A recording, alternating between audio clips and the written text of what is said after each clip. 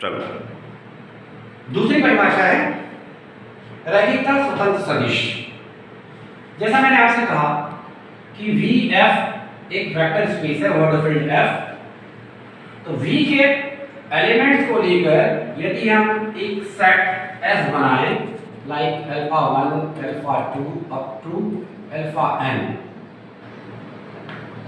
और इन एलिमेंट्स का अगर हम linear combination a1 alpha 1 plus a2 alpha 2 plus an alpha n बनाएं और इसे इस वेक्टर स्पेस V के आइडेंटिटी एलिमेंट्स जीरो वेक्टर से इक्वेट करें, तब यदि सारे स्केलर का मान 0 आ जाए तो ऐसे वेक्टर को एक घात स्वतंत्र सदिश कहते हैं। अगली परिभाषा है कि परिमित विमी सदिश समष्टि फाइनाइट डायमेंशन वेक्टर स्पेस ये कहलाती है यदि V के किसी सबसेट S के लिए V के किसी सबसेट S के लिए यदि S V को जनित करता है तो हम ऐसे सदिश को फाइनाइट डायमेंशनल वेक्टर स्पेस कहते हैं। फिर परिभाषा है बेसिस, आधार किसे कहते हैं। तो आधार के लिए भी सेम उसी प्रकार की डेफिनेशन कि यदि हम किसी वेक्टर स्पेस, हमने सामान्य तौर पे V लिख लिया है, VF को V लिख लिया है, किसी वेक्टर स्पेस V के लिए यदि S इसका सबसेट है तो इस S को V का आधार या बेस कहा जाता है यदि यह दो प्रॉपर्टी रखता है। एक तो ये कि S जो है वो लीनियरली इंडिपेंडेंट हो, एक घात स्वतंत्र हो, मैंने एक घात स्वतंत्र की परिभाषा आपको बताई थी अभी, और दूसरा है कि ये S V को जनरेट करता है, LS is equal to V। अब तीसरी परिभाषा विमा क्या होती है, डायमेंशन के लिए इस तरह का डायमेंशन यूज होने वाला है। तो डायमेंशन को मैं बता दूं आपको कि किसी भी वेक्टर स्पेस V या VF के लिए इसके किसी आधार में, जो अभी मैंने आधार डिफाइन किया था, जितने नंबर ऑफ एलिमेंट्स होते हैं या अवयवों की संख्या होती है उसको हम इस V का डायमेंशन कहते हैं, और सामान्य तौर पे हम इसे इससे इस प्रकार के संकेत से प्रदर्शित करते हैं। जैसे अगर डायमेंशन V लिखना है दैट इज डायमेंशन V, और ध्यान रखिएगा V में अवयवों की संख्या नहीं, V में कोई आधार एक से ज्यादा भी होते हैं, तो सभी आधारों में नंबर ऑफ एलिमेंट्स इक्वल होते हैं, तो आधार में अवयव की संख्या को V का डायमेंशन कहा जाता है। इसी प्रकार से तुल्यकालिता कि पहले मैं फर्स्ट ईयर में आपने जो 1 1 2 पढ़ा था, एक अच्छा था किसी मैपिंग के लिए आपको याद होगा, फर्स्ट ईयर में आपने पढ़ा था कि F यदि कोई प्रतिचित्रण है, मैपिंग है दो सेट x और y के बीच, जिसे डिफाइन किया गया है f of x f of y, तो इस मैपिंग को 1 1 कहते हैं यदि हम x1 x2 belong to x ले तथा f of x1 f of x2 लेने पर x1 x2 मिले, तो इस प्रतिचित्रण को एक या 1 1 कहा जाता है। एंड द सेम onto का मतलब ये होता है कि y के प्रत्येक एलिमेंट को x के किसी न किसी एलिमेंट की f इमेज होनी चाहिए, ऐसा मैपिंग को हम onto मैपिंग कहते हैं। द लास्ट है डेफिनेशन तुल्यकालिता या आइसोमॉर्फिज्म। ये क्या होती है? तो तुल्यकालिता अगर हम दो वेक्टर स्पेस ले, एक को u और दूसरे को v कहें और इनके बीच में एक प्रतिचित्रण अगर हम f बनाएं तो इस प्रतिचित्रण को जो u और v के बीच में बनाया गया है आइसोमॉर्फिज्म या तुल्यकालिकता कहते हैं, यदि वो निम्न गुणों को रखे।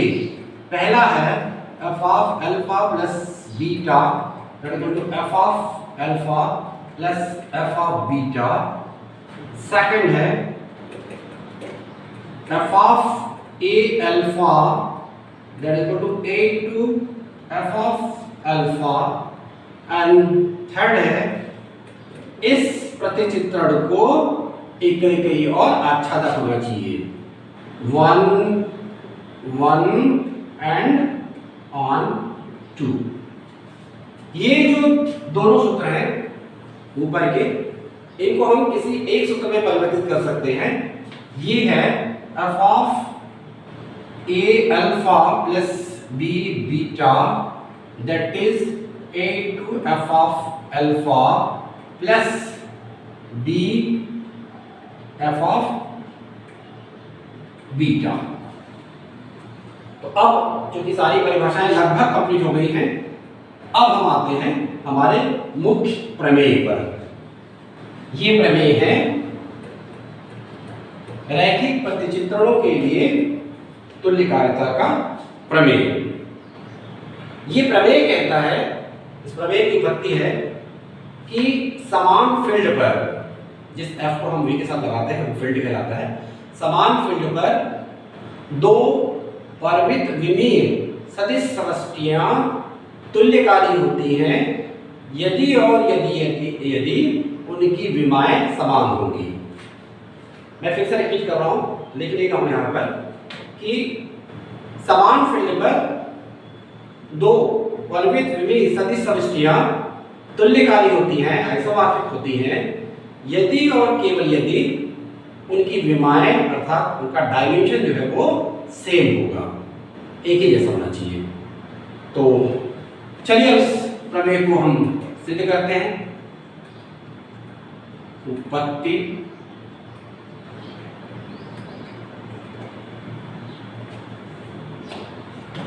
जैसा कि क्लियर है कि मान लिया जाए हम u और v, u हालांकि इसको uf और vf ही लिखा जाता है और हम शॉर्ट में इसको u और v भी लिख सकते हैं। मान लिया जाए ये दो परिमित में सदिश समष्टियां हैं जिनकी विमाएं समान हैं, तो we have to show that, हमें सिद्ध करना है कि ये इनके बीच में तुल्यकालिकता है। जैसे मैंने कहा कि इनका डायमेंशन सेम है, तो उसको लिखते कैसे हैं, dimension u that is for dimension v, और मान लिया जाए ये n के बराबर है। मैंने भी डायमेंशन की परिभाषा में बताया था कि डायमेंशन का अर्थ होता है इनके आधार में अवयवों की संख्या। तो u के आधार में तथा v के आधार में अवयवों की संख्या जो है वो n होनी चाहिए। मान लिया जाए हम इनके दो आधार बनाते हैं, पहले u का आधार जिसे हम b1 नाम देते हैं और इसको हम अल्फा से अल्फा 1 अल्फा 2 और अल्फा n, इसी प्रकार से b2 मान लिया जाए ये v का कोई आधार है जिसके एलिमेंट्स को हम बीटा 1 बीटा 2 और बीटा n से प्रदर्शित करते हैं। ये dimension u dimension v equal to n है जैसा इसमें दिया गया है। ध्यान रखिएगा कि यदि हम u के किसी यूनिक एलिमेंट अल्फा को यहां पर लें तो ये अल्फा परिभाषा के अनुसार अपने आधार के अवयवों का लीनियर कॉम्बिनेशन होगा। तब alpha that equal to a1 alpha 1 plus a2 alpha 2 plus an alpha n। अब हम एक पैटर्न डिफाइन कर रहे हैं, प्रतिक्षेत्रण f इन्हीं u से v के बीच में, इसी को हमको तुल्यकालिकता बतानी है। इसको डिफाइन कर दीजिए, this is F of alpha. और ये भी ध्यान रखिएगा, मैपिंग आपने फर्स्ट ईयर में पढ़ा था कि अगर अल्फा यू से दिया जाता है तो एफ ऑफ अल्फा अर्थात इसकी एफ जो है वो v के पास होती है, और इसका अर्थ ये हुआ कि एफ ऑफ अल्फा जो है वो v का एलिमेंट है, इसलिए ये बराबर होगा v के किसी बेस b2 के अवयवों के लीनियर कॉम्बिनेशन के बराबर। तो that is b1 beta 1 plus b2 beta 2 plus bn beta n, जहां ये b1 बीटा 2 बीटा n जो है वो सबके सब स्केलर्स हैं। क्योंकि अल्फा इस प्रकार से जो बना हुआ है इसमें सारे स्केलर्स जो हैं वो यूनिकली लिए गए हैं, अद्वितीयता लिए गए हैं, इसलिए एफ ऑफ अल्फा भी v का एक अद्वितीय अवयव होगा। अब हम इसको इस f को तुल्यकारता बनाने जा रहे हैं। जैसा मैंने कहा तुल्यकारता के लिए तीन चीजें बतानी है, 1 1, दूसरा onto और तीसरा वो सूत्र जिसको मैंने यहाँ पर लिखा हुआ था। तो फिलहाल मैं इसको भी मिटा देता हूँ, आगे चलते हैं।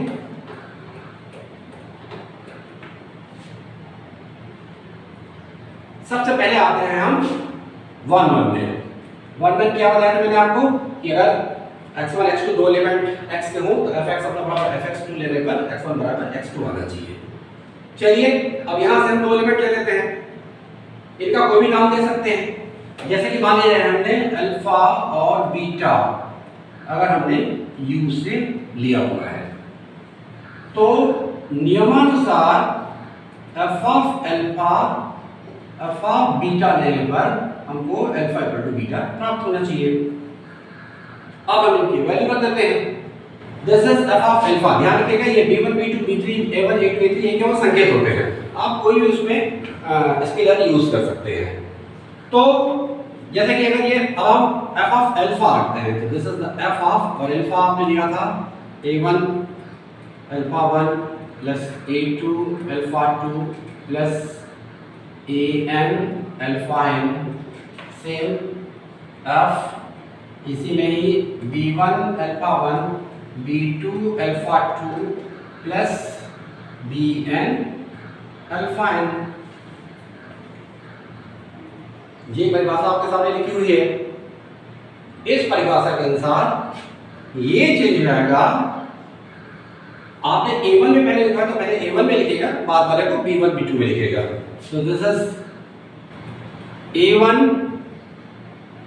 beta 1 a2 beta 2 plus an beta n, that is b1 beta 1 plus b2 beta 2 plus bn beta n, that means a1 minus b1 beta 1 a2 minus b2 beta 2 and similarly last term जाएगा an minus bn beta n, और इधर आएगा 0 dash. क्यों 0 dash आएगा, 0 क्यों नहीं आ रहा है?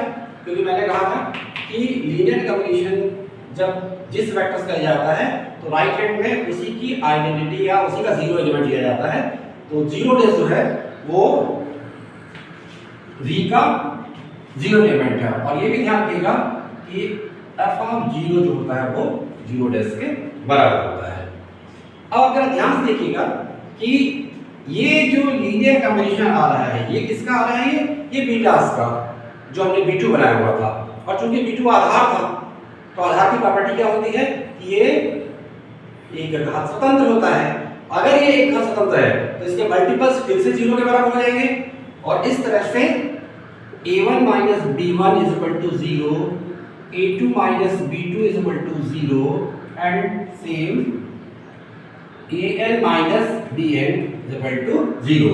ध्यान रखिएगा स्केलर है इसलिए 0 वेक्टर 0 नहीं होगा, स्केलर 0 है। Ultimately we have the value a1 is equal to b1, same a2 is equal to b2 and an is equal to bn।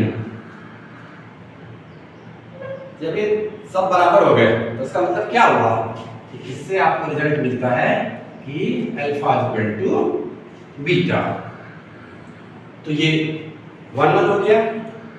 Same जो है नेक्स्ट स्टेप में इसे हम ऑन बताने जा रहे हैं, और ऑन के लिए मैंने आपसे कहा था कि कोडोमेन के हर एक एलिमेंट को डोमेन के एलिमेंट्स का की एफ इमेज होनी चाहिए। अब जिस परिभाषा को हमने यूज किया था उस मैपिंग को बनाने के लिए, उसको लेते हुए आप देखिएगा कि प्रत्येक एवरी अल्फा जो यू से लिया गया है, इसके लिए there exist a beta V में हमें प्राप्त हो जाता है, जो इस तरह से होता है कि f of alpha that is equal to, यहां हम कुछ भी यूज कर सकते हैं, जैसे मैंने कहा था b1 a1 कुछ भी लीजिएगा, plus b2 beta 2 plus bn beta n, therefore the mapping is onto. इस तरह से ये आच्छादन भी हो गया। एंड द लास्ट प्रॉपर्टी है, ये लीनियर कॉम्बिनेशन होगा f of a alpha plus b beta, ये प्रॉपर्टी लिख रहा हूं मैं खाली अभी, a to f of alpha plus b to f of beta, ये होना चाहिए। अगर हम दो एलिमेंट ले रहे हैं अल्फा और बीटा u से, तो इस सूत्र को सही होना चाहिए। अब आ जाइए हम इस सूत्र को सिद्ध कर देते हैं। लेफ्ट हैंड साइड से चलिएगा, f of a alpha plus b beta, that is f of a1 alpha 1 plus a2 alpha 2 plus an alpha n plus b। ध्यान रखिएगा बीटा भी वहीं से लिया गया है, तो ये भी लीनियर कॉम्बिनेशन अल्फास का होगा। तो this is b1 alpha 1 plus b2 alpha 2 plus bn alpha n।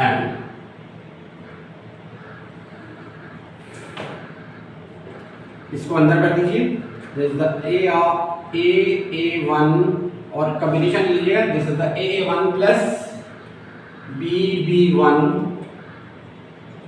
Alpha 1 plus a2 plus bb2 alpha 2, similarly an plus bbn और ये alpha n। This is equal to a1 plus bb1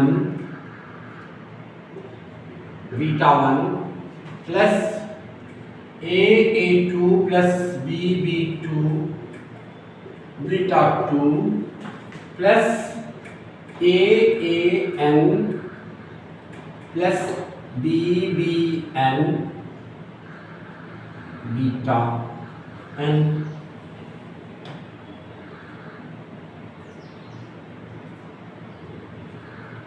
The linear combinations shows that a को common निकाल दीजिए, a1 beta 1 plus a2 beta 2 plus an beta n। Same अब b को common निकाल दीजिए, यहां बचता है this is the b1 beta 1 plus b2 beta 2 plus last हो जाएगा bn एंड बीटा n।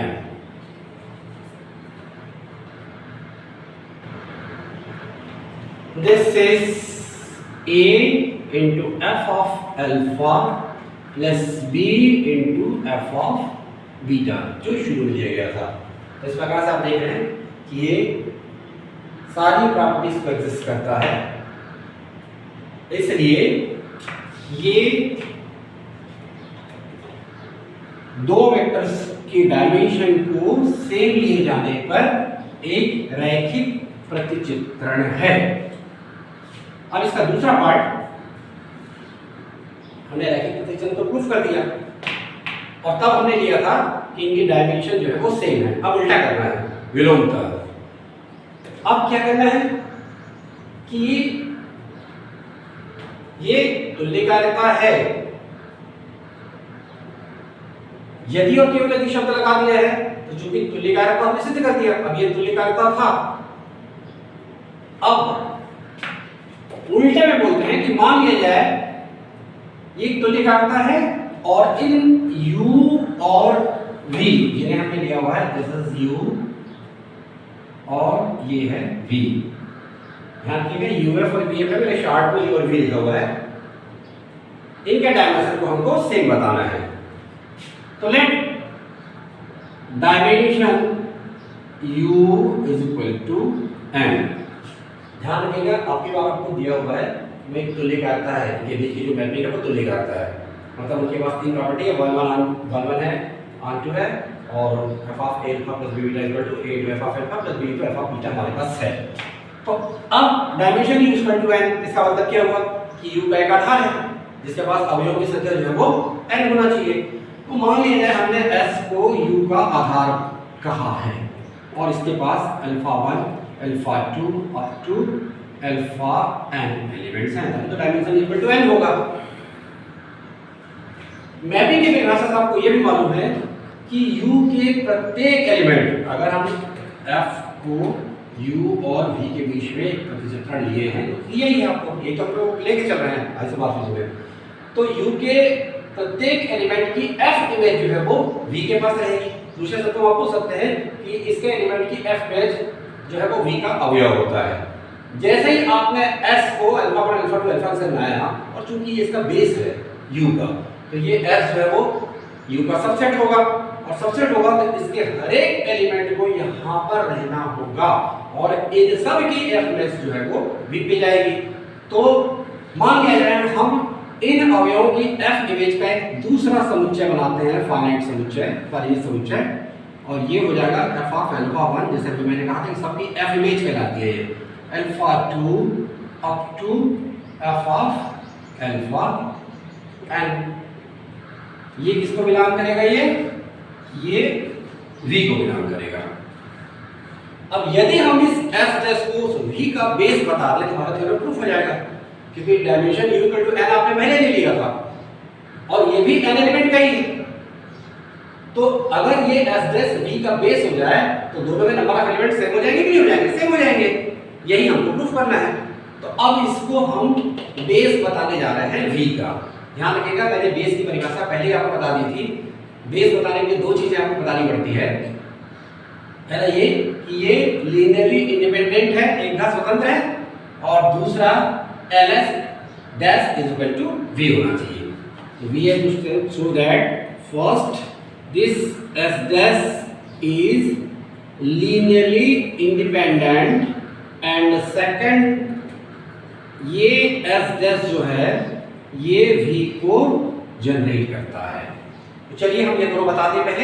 पहले s dash is linearly independent, इसके लिए आपको इसके एलिमेंट्स का लीनियर कॉम्बिनेशन लेना पड़ेगा, अर्थात a1 f of alpha 1 a2 f of alpha 2 plus an f of alpha n, और किससे इसको इक्वेट कराना है?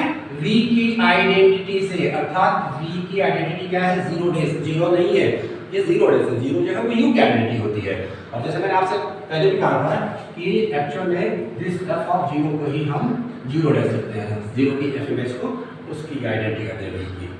अब यहाँ पर आ जाइए, चूंकि ये लीनियर मैपिंग दिया हुआ है पहले ही, तो लीनियर मैपिंग की परिभाषा के अनुसार ये कन्वर्ट हो जाएगा a1 alpha 1 plus a2 alpha 2 plus an alpha n, और that equal to zero dash. और जैसे मैंने ये जीरो डैश यहाँ लिखा हुआ है, ये जीरो डैश जो है वो बराबर होता है f ऑफ जीरो के। अब आप देखिए उसी टाइप की कंडीशन आ रही है, f of x that equal to f of y अगर हो तो चूंकि ये 1 1 होगा तो x इक्वल टू y होता है, अंदर के एलिमेंट्स वही परिभाषा है। आप लगेगी चूंकि मैपिंग जो है वो आइसोमॉर्फिज्म है, इसलिए 1 1 है, और 1 1 की डेफिनेशन के अनुसार ये a1 alpha 1 plus a2 alpha 2 plus an alpha n is equal to 0 होगा। जैसे आपने इसको 0 किया, अब आप देखिएगा जरा कि ये किसके एलिमेंट्स का लीनियर कॉम्बिनेशन आ रहा है, s क्या होगा, और s क्या है, आधार नहीं लिया हुआ था। जैसे ही आपने s को आधार कहा तो हर आधार एक घात स्वतंत्र होता है, और एक घात स्वतंत्र होने के कारण ये सारे जो a's होंगे, a1 ये a2 ये सब के सब जो है वो ये an ये सब के सब जो है वो 0 के बराबर हो जाएंगे। और जैसे ये 0 के बराबर हुआ तो ये f जो है इस सूत्र के अनुसार एक घात स्वतंत्र हो जाएगा, लीनियरली इंडिपेंडेंट हो जाएगा। अब सेकंड पार्ट इसका, क्योंकि लीनियरली इंडिपेंडेंट तो आपने प्रूव कर दिया, अब आप LS equal to V prove करेंगे। इसके लिए क्या करेंगे, इसके लिए जो परिभाषा आपको शुरू में दी गई थी आप वहीं से स्टार्ट करिएगा कि आपने देखा था कि अल्फा को यदि हम U का एलिमेंट लेते हैं तो ये अल्फा जो है ये S के एलिमेंट्स का लीनियर कॉम्बिनेशन होता था। अब ये बना दीजिए C1 अल्फा 1 C2 अल्फा 2। जैसे मैंने कहा था कि आप ये मत ध्यान दीजिएगा कहाँ A1 क्यों नहीं लिखा है या B1 क्यों नहीं लिखा है, ये तो स्केलर होते हैं, कुछ भी लिख सकते हैं यहाँ पर। This is the Cn and alpha n। अगर अल्फा बिलोंग टू U है तो सीधी सी बात है कि इसकी F1 जो है वो बिलोंग टू V होगी, जो मैंने अभी बताया था। तो यदि आप इसको f ऑफ अल्फा लेते हैं, हम इसको बीटा नाम भी दे सकते हैं, नाम कुछ भी हो सकता है, this here beta belong to V अगर कहा जाए तो ये f of C1 alpha 1 plus C2 alpha 2 plus Cn alpha n देगा। एंड चूंकि ये लीनियर कॉम्बिनेशन है इसलिए ये बराबर होगा C1 f of alpha 1 plus C2 isomorphism के द्वारा प्लस Cn और ये f ऑफ अल्फा n। अब जरा ध्यान से देखिएगा कि लेफ्ट हैंड में आपको एक V का एलिमेंट मिल रहा है f ऑफ अल्फा, और राइट हैंड में लीनियर कॉम्बिनेशन मिल रहा है S के एलिमेंट को। तो आप आसानी से कह सकते हैं कि ये जो S है ये V को जनरेट करता है। जैसे आपने इसको S V लिखा तो इसका मतलब ये हुआ कि S जो है वो V का आधार है, और चूंकि आधार में अवयवों की संख्या को ही उस वेक्टर स्पेस का डायमेंशन कहते हैं, तो ये क्लियर हो जाएगा कि ऐसे में डायमेंशन V n के बराबर होगा, and we have ultimately this result that is equal to dimension V। तो इस तरह से ये थ्योरम जो है वो प्रूफ हो गया है। धन्यवाद।